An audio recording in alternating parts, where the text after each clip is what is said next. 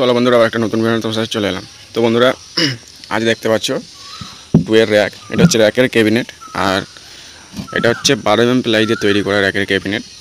আর এখানে দেখতে পাচ্ছ র্যাক দুটো রাখা আছে। এই র্যাকের শো কিন্তু এর মধ্যে দেওয়া হবে, আর এই শোয়ের মাপ হচ্ছে 12 বাই 8 ইঞ্চি। মানে এই লম্বাটা আছে 12 আর এইটা আছে 8 ইঞ্চি। তো এর মধ্যে 2 পিস দেওয়া হবে।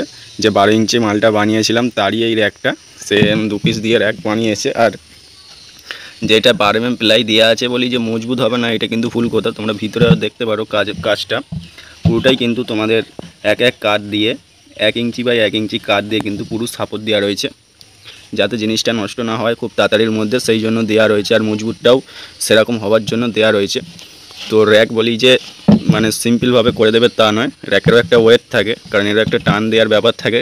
শুধু প্লাই মেরে করে দিলে সেই জায়গায় মুড়ে যেতে পারে প্লাইটা, ওই জন্য কাঠের সাপোর্ট দিতে হয়। তো দেখে নাও ক্যাবিনেটটা কিরকম কি ফিনিশিং হয়েছে।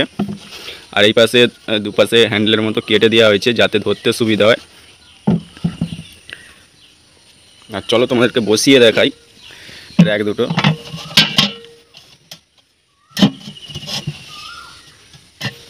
এইভাবে 2 পিস র্যাক পড়বে। আর এইগুলো কিন্তু পুরোটাই দেখতে পাচ্ছ টিনের মাল।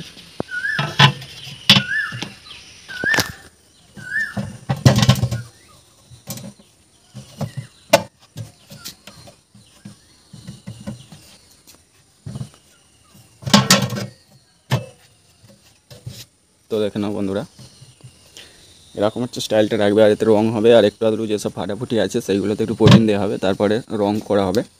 তো কেমন লাগছে আপাতত রং ছাড়া অবশ্যই কিন্তু তোমরা কমেন্ট করে জানাবে। তো বন্ধুরা, এটা পুরো রং করে ফিনিশ করে আরেকটা শর্ট ভিডিও তোমাদেরকে করে আমি ভিডিও আপলোড করে দেবো, তখন দেখে নেবে এর পুরো ফিনিশিংটা কেমন দেখতে লাগে। আর দেখা হচ্ছে কোনো নেক্সট ভিডিও। ততক্ষণে ভালো থেকো, সুস্থ থেকো, টাটা, বাই বাই।